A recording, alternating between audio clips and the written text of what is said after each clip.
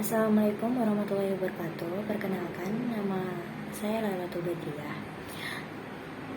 Di sini saya akan menerangkan tentang kedudukan bahasa Indonesia sebagai bahasa nasional dan bahasa negara. Nah, yang pertama, bahasa Indonesia sebagai bahasa nasional. Nah, artinya bahasa Indonesia adalah bahasa nasional untuk pemersatu bangsa yang memungkinkan semua orang itu saling terhubung dari berbagai latar belakang bahasa daerah yang berbeda-beda. Bahasa Indonesia memiliki kedudukan sebagai bahasa nasional ini semenjak diikrarkannya Sumpah Pemuda di Jakarta pada tanggal 28 Oktober 1928. Dalam butir ketiga yang berbunyi, kami putra dan putri Indonesia menjunjung tinggi bahasa persatuan bahasa Indonesia. Nah, dalam butir ketiga ikrar Sumpah Pemuda tersebut digambarkan sebagai bahasa persatuan yang menyatukan seluruh bangsa Indonesia dan didasarkan oleh rasa nasionalisme dan semangat kebangsaan yang kuat. Nah, bahasa Indonesia sebagai bahasa nasional ini memiliki 4 fungsi. Nah, yang pertama yaitu sebagai lambang kebanggaan nasional, yang kedua lambang identitas nasional, yang ketiga sebagai alat penghubung antar negara, antar budaya dan antar daerah, dan yang keempat sebagai alat pemersatu bangsa. Nah, yang pertama yaitu lambang kebanggaan sebagai lambang kebanggaan nasional, yang artinya bahasa Indonesia ini telah mencerminkan nilai-nilai sosial budaya yang menjadi dasar rasa kebanggaan. Nah, atas dasar kebanggaan, maka bahasa Indonesia itu harus dipelihara dan dikembangkan. Jadi, sebagai wujud dari rasa bangga kita terhadap bahasa Indonesia itu, contoh penerapannya, kalau kita berbicara itu kita menggunakan bahasa Indonesia. Nah, seperti itu. Nah, yang kedua yaitu sebagai lambang identitas nasional, yang artinya di sini bahasa Indonesia itu harus mempunyai identitas sendiri sehingga serasi dengan lambang kebangsaan. Bahasa Indonesia menjadi identitas nasional jika masyarakat menggunakannya. Jadi, kalau kita menggunakan bahasa Indonesia ini, kita itu sudah pasti diketahui identitasnya bahwa kita ini negara Indonesia. Nah, jadi seperti itu. Yang ketiga yaitu sebagai alat penghubung antar warga, antar budaya, dan antar daerah, yang artinya bahasa Indonesia ini dapat dijadikan alat penghubung antar warga, antar budaya, maupun antar daerah untuk menghindari kesalahpahaman sebagai akibat dari perbedaan latar belakang bahasa. Nah, jadi contoh penerapannya di sini, misal kita sedang berkumpul dengan daerah lain. Nah, kita itu sebaiknya berbincang atau ngobrolnya itu menggunakan bahasa Indonesia agar tidak salah paham atau salah pengertian. Kalau menggunakan bahasa Indonesia kan otomatis semua warga Indonesia kan paham gitu. Tapi kalau kita saat mengobrol itu menggunakan bahasa daerah masing-masing, belum tentu orang lain itu paham dengan bahasa kita. Karena di Indonesia ini banyak budaya dan bahasa.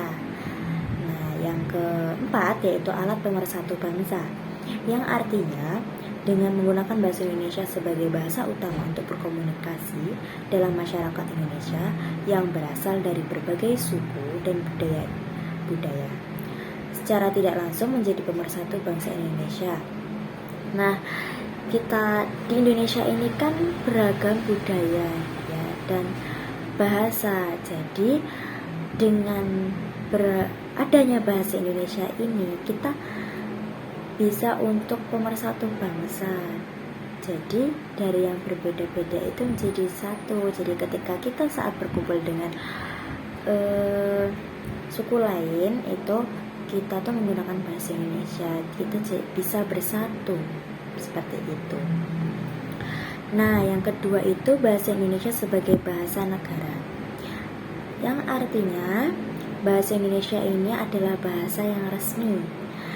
Nah, Bahasa Indonesia ini harus digunakan sesuai dengan kaidah, tertib, cermat, dan masuk akal. Nah, jika menggunakan bahasa Indonesia ini, kita harus menggunakan dengan bahasa yang baku dan lengkap. Bukti penggunaan bahasa Indonesia ini sebagai bahasa negara ada di dalam naskah Proklamasi Kemerdekaan Republik Indonesia tahun 1945. Mulai saat itu dipakailah bahasa Indonesia dalam segala upacara, peristiwa, maupun kegiatan kenegaraan, baik dalam bentuk lisan maupun tertulis. Sama seperti yang tadi, bahasa Indonesia sebagai bahasa negara ini memiliki fungsi, yaitu yang pertama sebagai bahasa resmi negara, yang kedua bahasa pengantar di dalam dunia pendidikan, yang ketiga alat penghubung dalam tingkat nasional untuk kepentingan perencanaan dan pelaksanaan pembangunan nasional serta kepentingan pemerintah. Lalu yang keempat adalah alat pengembangan kebudayaan, ilmu pengetahuan, dan teknologi. Yang pertama yaitu yang kita bahas, yaitu sebagai bahasa resmi negara, yang artinya bahasa Indonesia ini digunakan sebagai bahasa resmi terutama dalam kegiatan administrasi pemerintah dan juga kegiatan kenegaraan. Tujuannya agar bahasa lebih dimengerti dan dipahami seluruh warga Indonesia. Nah, jadi dalam kegiatan pemerintahan ini pemerintah itu menggunakan bahasa Indonesia, karena kalau nggak menggunakan bahasa Indonesia itu suku yang lain itu takutnya tidak mengerti, karena kalau bahasa Indonesia itu kan semuanya paham gitu. Nah, yang kedua yaitu sebagai bahasa pengantar di dunia pendidikan. Bahasa Indonesia ini dijadikan sebagai bahasa pengantar di sekolah-sekolah untuk dapat menumbuhkan rasa nasionalisme kepada anak-anak sejak dini. Apabila mereka juga diajarkan bagaimana sejarah panjang lahirnya bahasa Indonesia yang tidak mudah dan penuh perjuangan.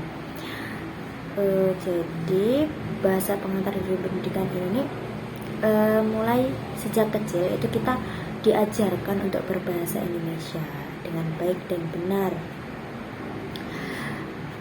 Yang ketiga yaitu sebagai alat penghubung dalam tingkat nasional dalam kepentingan perencanaan dan pelaksanaan pembangunan nasional serta kepentingan pemerintah. Yang dimaksud ini adalah bahasa Indonesia ini mampu menghubungkan seluruh masyarakat Indonesia yang berbeda suku, budaya, adat, istiadat, dan bahasa dalam satu kesatuan, serta mampu menghubungkan perbedaan latar belakang untuk bersatu demi kepentingan dan tujuan bersama. Nah, jadi dari beragam suku, budaya, dan adat ini kita menggunakan bahasa Indonesia agar kita tuh dapat saling terhubung walaupun perbedaan latar belakang. Jadi tujuannya itu agar sama untuk kepentingan tertentu gitu. Terus yang keempat itu sebagai alat pengembangan kebudayaan, ilmu pengetahuan, dan teknologi. Yang dimaksud di sini adalah bahasa Indonesia ini menjadi sangat penting jika memiliki fungsi sebagai alat pengembangan kebudayaan, ilmu pengetahuan, dan teknologi. Karena bahasa Indonesia ini akan menjadi alat untuk sarana mencerdaskan bangsa. Jadi bahasa Indonesia ini penting untuk pengembangan kebudayaan atau ilmu pengetahuan maupun teknologi. Karena dengan bahasa Indonesia ini menumbuhkan dan mencerdaskan untuk anak-anak seusia kita ini untuk menjadi penerusnya nanti, seperti itu. Terus di sini saya juga akan membahas tentang peran bahasa Indonesia sebagai dalam kehidupan sosial dan kenegaraan. Yang pertama itu sebagai alat komunikasi. Jadi bahasa Indonesia ini sebagai alat interaksi antara satu dengan yang lainnya. Dan yang kedua yaitu sebagai alat pemersatu. Dengan bahasa Indonesia dari beragam suku, budaya, adat itu bisa bersatu dengan bahasa Indonesia. Terus yang ketiga itu sebagai alat untuk mengekspresikan diri. Melalui bahasa Indonesia ini kita dapat menyatakan secara terbuka segala sesuatu yang tersirat di dalam hati dan pikiran kita. Kita dapat menyampaikannya dengan menggunakan bahasa Indonesia. Jadi seperti itu. Dan yang keempat sebagai alat integrasi dan beradaptasi sosial dalam lingkungan atau situasi tertentu. Jadi pada saat beradaptasi di lingkungan sosial, seseorang akan memilih bahasa yang digunakan tergantung situasi dan kondisi yang dihadapi. Jadi, di saat kita beradaptasi, apalagi dengan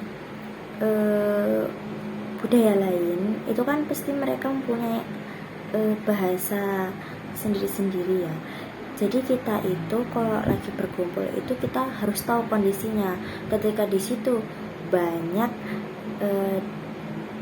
dari daerah lain, kita itu sebaiknya menggunakan bahasa Indonesia yang mudah dipahami sehingga tidak terjadi kesalahpahaman. Dan yang kelima itu sebagai alat untuk melakukan kontrol sosial yang mempengaruhi sikap, tingkah laku, serta tutur kata seseorang.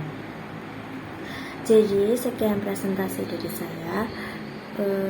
Semoga dapat dipahami. Kurang lebihnya saya mohon maaf. Wassalamualaikum warahmatullahi wabarakatuh.